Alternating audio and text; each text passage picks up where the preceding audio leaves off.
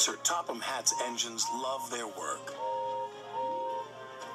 Gordon likes pulling the express. Thomas likes his branch line. And Percy likes taking the mail. But none of them likes being a middle engine. It's no fun being stuck in the middle. One morning, Percy was cheerfully collecting coal cars from the smelter yards, where Harry and Bert worked. They liked to play tricks on steam engines. Percy didn't want to fall for their tricks again. But before he knew it, he was stuck in the middle. "Oh, bother," chuffed Percy crossly. "Little green piggy in the middle," Harry teased. Percy's driver was cross.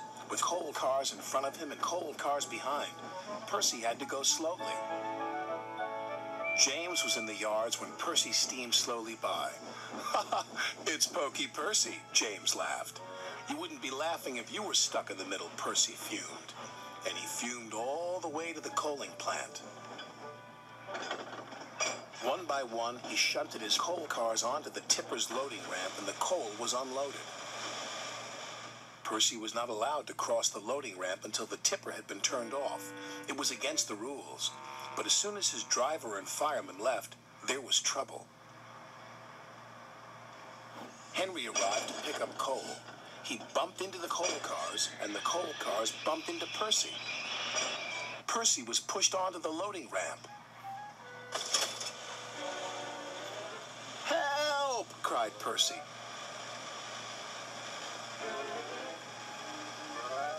Percy was hoisted up,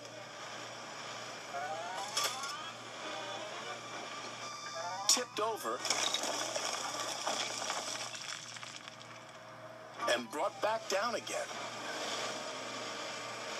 After Percy was lowered back onto the ground, the manager was very cross. "You have caused confusion and delay," he said. "I'll have to report this to Sir Topham Hatt." That night, Sir Topham Hatt spoke severely to Percy. "I'm very disappointed in you, Percy," he said. "You know it's against the rules to go on to the tipper's loading ramp." "Sorry, sir," Percy said sadly, "but it wasn't my fault. It's because those diesels made me a middle engine." "Nevertheless, you will shunt freight cars in the yards until I can get to the bottom of this." "Ha!" said James, thinking no one could hear. "I could handle those diesels with bent buffers and a busted boiler."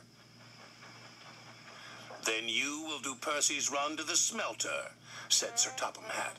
"Yes, sir," said James. The next day, James arrived at the smelter. He was determined not to be tricked by Harry and Bert. "Hello, James," oozed Harry. "Come to learn a thing or two from those who know?" "Just get my freight cars ready and stay out of my way," huffed James importantly. "Yes, sir," Bert chimed greasily. James cheerfully backed up to his freight cars. He was certain he had fooled Harry and Bert, but he was wrong. "Little red piggy in the middle," chortled Harry. "Just like Percy," jeered Bert. "I am not like Percy," huffed James. "I'm not a middle engine, and I'm not moving." And he didn't. When Sir Topham Hatt heard the news, he sent Percy to fetch James.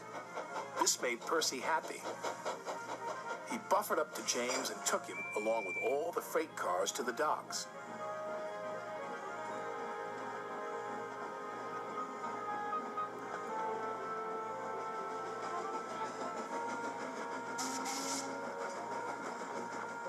"Right on time," said the manager. "But what is that big red engine doing in the middle?" "Learning," Percy replied. "Learning what?"